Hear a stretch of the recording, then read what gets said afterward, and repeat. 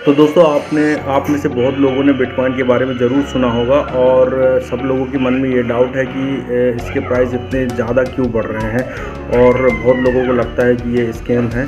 तो इसके जो प्राइस कैसे कंट्रोल किया जाता है उसके बारे में मैं आपको बताऊंगा। इसके लिए मैंने थोड़ी सी रिसर्च की थी और वीडियो में जाने से पहले विवेक बिंद्रा जी का ये वीडियो क्लिप आप ज़रूर देखें जो कि आगे आने वाला है।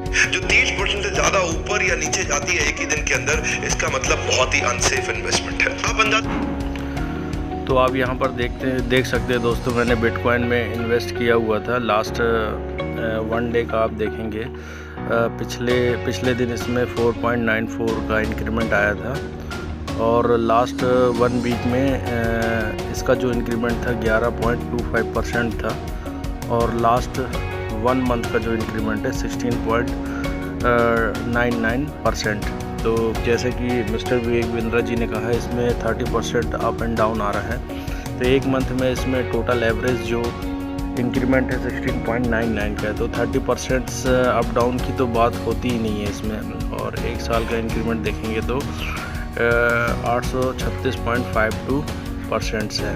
तो यदि आप भी इस ऐप पर इन्वेस्ट करना चाह रहे हैं तो इसके डिस्क्रिप्शन में मैंने लिंक दिया हुआ है। तो यही बोलना चाह रहा हूँ कि अगर 30% अप एंड डाउन आ रहा है तो इसमें तो ऐसा कुछ दिखा नहीं रहा है। ये तो मैं लाइव रिकॉर्डिंग आपको दिखा रहा हूँ, ठीक है, जिस पे मैं इन्वेस्ट कर रहा हूँ, ठीक है।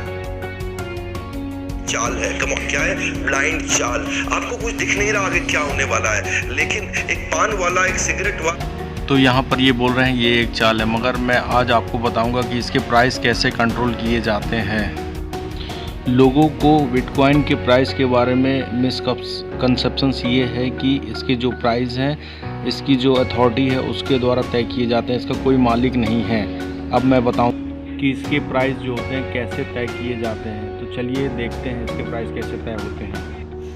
बिटकॉइन एक कमोडिटी है, जैसे कि गोल्ड, शुगर, ऑयल, ग्रेन्स, ये सभी एक कमोडिटी है और कमोडिटी मार्केट में इसके प्राइस लगातार अप और डाउन होते हैं, जो कि सप्लाई और डिमांड पर निर्भर करते हैं। तो इसी प्रकार बिटकॉइन भी एक कमोडिटी है। तो इसी कमोडिटी के जो प्राइस हैं सब सप्लाई और डिमांड पर आधारित होते हैं। जिन देशों में इसकी डिमांड बढ़ती है और बिटकॉइन की यदि सप्लाई उतनी नहीं है तो लोग बाग ज़्यादा से ज़्यादा इसे खरीदने की कोशिश करेंगे, जिसकी वजह से इसके प्राइस ज़्यादा बढ़ेंगे। अगर डिमांड के साथ साथ सप्लाई भी बराबर बढ़ती रही तो प्राइस जो होता है इसके कंट्रोल में आ जाते हैं। यूएसए में जो प्राइजेस हैं वो कंट्रोल में है, जबकि साउथ अफ्रीका में प्राइस जो होता है बहुत तेज़ी से बढ़ रहे हैं। इसकी वजह यह है कि साउथ अफ्रीका में जो बिटकॉइन की माइनिंग है वो बहुत कम होती है, जबकि यूएसए में बिटकॉइन की माइनिंग बहुत ज़्यादा होती है, जिससे सप्लाई बढ़ती है, इसलिए वहाँ के प्राइसेस कंट्रोल में है, जबकि साउथ अफ्रीका के प्राइस डिमांड बढ़ने से ज़्यादा बढ़ रहे हैं। तो दोस्तों यहाँ पर आप स्क्रीन में देख पा रहे होंगे कि ये अलग अलग कंट्रीज़ में वॉल्यूम के अकॉर्डिंग उनके प्राइस हैं। जिस कंट्रीज़ में ज़्यादा वॉल्यूम है, ज़्यादा सप्लाई है, डिमांड आ रही है, वहाँ पर जो इनके प्राइस ज़्यादा है। जैसे कि BTC ZR ये कंट्रीज़ है, यहाँ पर $26,789 है, जिसका प्राइस भी ज़्यादा है। फिर उसके बाद म्यांमार में कम डिमांड है, कम प्राइस है, नाइजीरिया में कम है।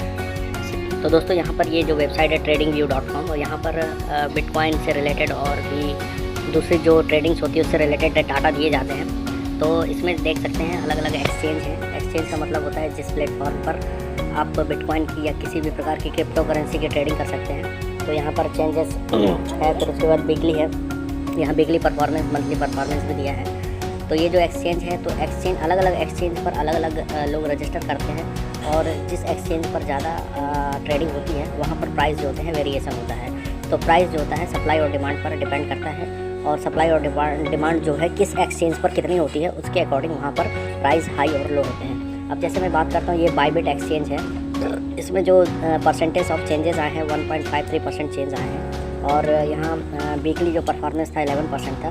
फिर कैपिटल कॉम है, फिर करेंसी कॉम है, फिर कॉइन बेस है और बिटफिनेक्स है। तो इसमें अलग अलग परसेंटेज ऑफ चेंज आ रहे हैं, जिसकी वजह से प्राइस वेरिएशन अलग अलग आ रहा है।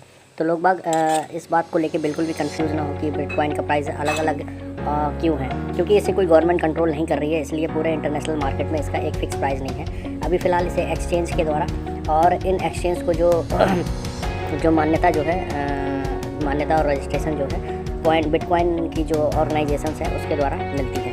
ठीक है, तो इसी प्रकार अलग अलग एक्सचेंज में अलग अलग प्राइस सेट होते हैं। तो ये टोटली सप्लाई और डिमांड पर आधारित है। जिस एक्सचेंज पर जितनी ज़्यादा डिमांड आएगी और यदि उस एक्सचेंज पर सप्लाई कम है तो वहाँ पर डिमांड ज़्यादा आने के कारण प्राइस बढ़ेगा, और यदि डिमांड कम है और सप्लाई ज़्यादा है तो वहाँ उस एक्सचेंज पर प्राइस जो होते हैं बिटकॉइन के कम होते जाएंगे। तो ये एक मैथमेटिकल्स और एक टेक्निकल्स एनालिसिस है कि बिटकॉइन के प्राइस जो होते हैं कैसे तय किए जाते हैं।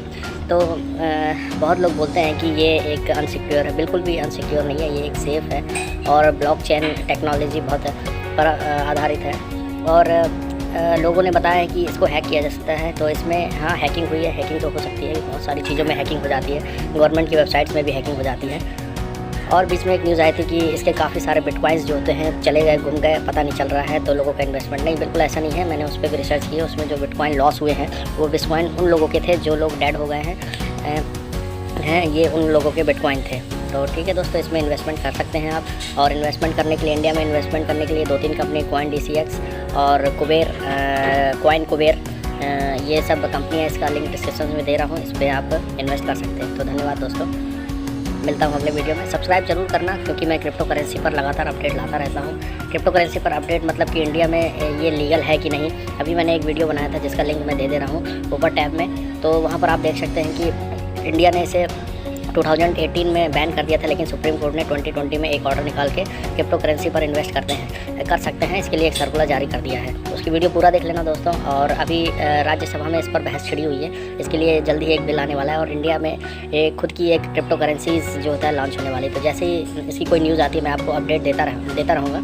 और सब्सक्राइब करने से और नोटिफिकेशन ऑन करने से ये फ़ायदा हो जाएगा कि यदि कोई बैड न्यूज़ आती है क्रिप्टो करेंसी के बारे में तो आपको तुरंत मिलेगी और आप अलर्ट हो जाएंगे, अपना इन्वेस्टमेंट वहाँ से निकाल सकते हैं। और या फिर कुछ अच्छी न्यूज़ आती है इसके इंक्रीमेंट और इसके प्राइस हाइक में तो इन्वेस्ट करना है, उसके बारे में भी मैं लगातार जानकारी देता रहूँगा। तो मिलते हैं अगले वीडियो में। नमस्कार दोस्तों।